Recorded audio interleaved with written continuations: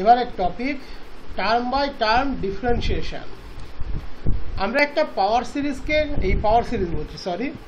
Series of ফাংশনকে কিভাবে term by term differentiate করব।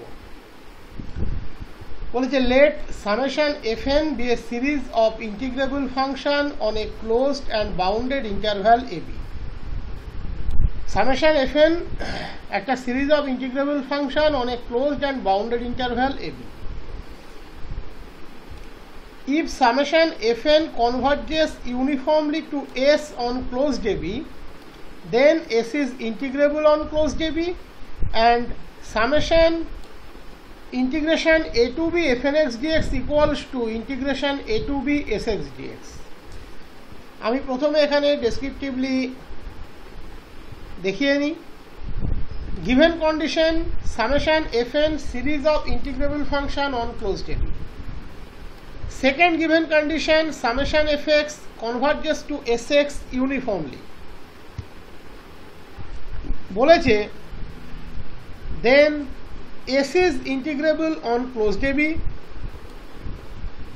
Number 2, summation n equals to 1 to infinity integration a to b fnx dx equals to integration a to b summation fnx dx, that is sum এবং integration পরস্পর interchange হয়।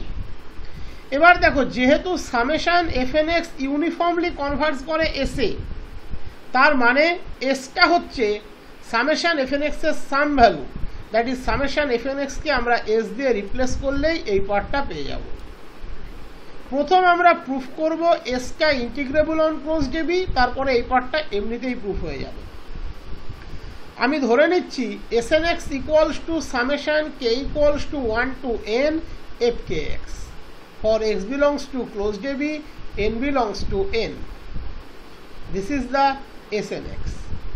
প্রশ্ন বলে দিয়েছে for each n belongs to n sn, that is sum of integrable function automatically integrable, কারণ প্রশ্ন বলে দিয়েছে প্রত্যেকটা fn হচ্ছে ইন্টিগ্রেবল। ভালো করে খেয়াল করে দেখো, কোশ্চেন বলেছে each fn is integrable, snx হচ্ছে n সংখ্যক ইন্টিগ্রেবল ফাংশনের যোগফল, তাহলে অটোমেটিক্যালি snx ইন্টিগ্রেবল। প্রশ্ন বলে দিয়েছে summation fx uniformly converges to sx। Summation fnx এর পার্শিয়াল সামের সিকোয়েন্স হচ্ছে সিকোয়েন্স sn, তাহলে as per rule sequence sn is uniformly converges to sx। এবার সিকোয়েন্স অফ ফাংশনের প্রপার্টিটা মনে করেছিলে, যদি কোনো sequence of function fn uniformly converge করে fa এবং ইচ fn যদি ইন্টিগ্রেবল হয় তাহলে fটাও রিমেন ইন্টিগ্রেবল হবে। তার মানে এখানে fnটা রিপ্লেস হচ্ছে snx দিয়ে। snx is integrable for each n belongs to n, and snx converges to sx uniformly, so sx is remain integrable over closed ab. In that case limit এবং integration তারা স্থান পরিবর্তন করে, তা সে লিমিটটা ডেফিনিট হোক আর indefinite হোক। আমি ইনডেফিনাইটের ক্ষেত্রেও কিন্তু প্রমাণ করে দেখিয়েছিলাম। That is limit n tends to infinity integration a to b snx dx equals to integration a to b limit snx dx. Limit snx হচ্ছে sx, that is integration a to b sx dx. sx হচ্ছে মানেই summation fnx এর sum value, that is integration a to b summation fnx dx. This is the value of sx. আমরা জানি summation fn uniformly converge করছে sa, that is sx equals to summation fnx.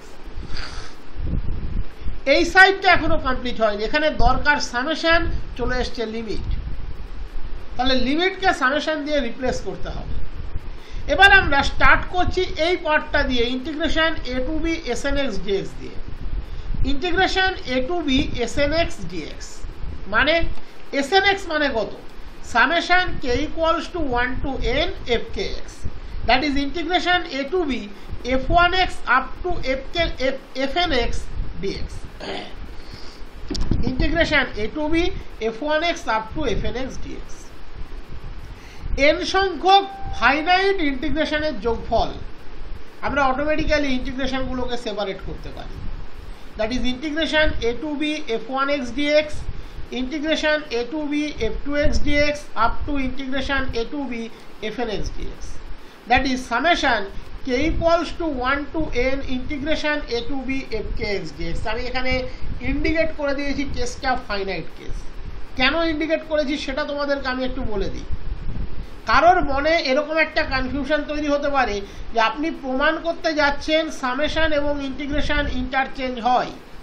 এখানে তো আপনি সেটাই দেখিয়ে দিলেন যে সামেশন আর ইন্টিগ্রেশন ইন্টারচেঞ্জ হয়ে গেল, বাট নয়, আমি ওটা দেখালাম না। এটা ফাইনাইটের জন্য, এটা ইন্টিগ্রেশনের প্রপার্টি থেকে আসছে, ওটা আমাদেরকে প্রুফ করতে হবে ইনফাইনাইটের জন্য। দুটো এক জিনিস নয়। এখানে কিছু ফাইনাইট সংখ্যক ফাংশনের যোগফল, তাই ইন্টিগ্রেশনের সাথে সেটা পরিবর্তন হয়েছে। আমরা k equals to 1 to n এর জন্য দেখাবো না, n ইকুয়ালস টু 1 টু ইনফিনিটির জন্য দেখাবো। দুটোর মধ্যে হিউজ ডিফারেন্স আছে, যার জন্য আমি এখানে স্টার মেরে দিয়েছি। কারোর মনে এই কনফিউশনটা আসতে পারে, তার জন্য আমি এখানে ফাইনাইট কেস শব্দটাও লিখে দিয়েছি। আমাকে দেখাতে হবে limit n tends to infinity integration a to b fnx dx মানে summation integration a to b fnx dx, এটা দেখাতে হবে। আমি সেটার জন্য স্টার্ট করলাম integration a to b snx dx থেকে। snx মানে n সংখ্যক ফাংশনের যোগফল। আমি যোগফলটাকে ভেঙে লিখলাম, ইন্টিগ্রেশনটাকে ডিস্ট্রিবিউট করলাম, ইন্টিগ্রেশনটাকে সামেশনের আন্ডারে আনলাম, বাট এটা ফাইনাইট কেসের জন্য, ইনফাইনাইটের জন্য নয়। তার মানে আমরা ফাইনালি কি পেলাম? Integration a to b snx dx equals to summation k equals to 1 to n integration a to b fkx dx। এবারে আমরা বোথ সাইডে লিমিট নিয়ে নিচ্ছি, limit n tends to infinity, limit n tends to infinity. এ বলছে কে যাচ্ছে 1 to n R n যাচ্ছে ইনফিনিটিতে, দ্যাট ইজ ওভারঅল হয়ে গেল k equals to 1 to infinity integration a to b fkx dx। এবার যদি আমরা ইন্ডেক্সটাকে k এর পরিবর্তে n লিখি, নিশ্চয়ই সামেশন স্ট্রাকচারের কোনো পরিবর্তন হবে না। আমি k কে রিপ্লেস করে দিলাম n দিয়ে, তাহলে পেয়ে গেলাম integration summation n equals to 1 to infinity integration a to b fnx dx. That is limit replace হলো infinite summation দিয়ে, that is summation n equals to 1 to infinity integration a to b fnx dx, that equals to this and this equals to this equals to this, that is integration a to b sx dx, that is integration a to b n equals to 1 to infinity fnx dx. দেখো integration এবং infinite summation তারা interchange করলো। কেউ confused হবে না এখানের সাথে যে আপনি এখানে অলরেডি সেটাকে ইউটিলাইজ করেছেন, আমরা কোথাও ইউটিলাইজ করিনি। এটা সিম্পল একটা ফাইনাইট সাম, আর এটা ছিল ইনফাইনাইট সাম।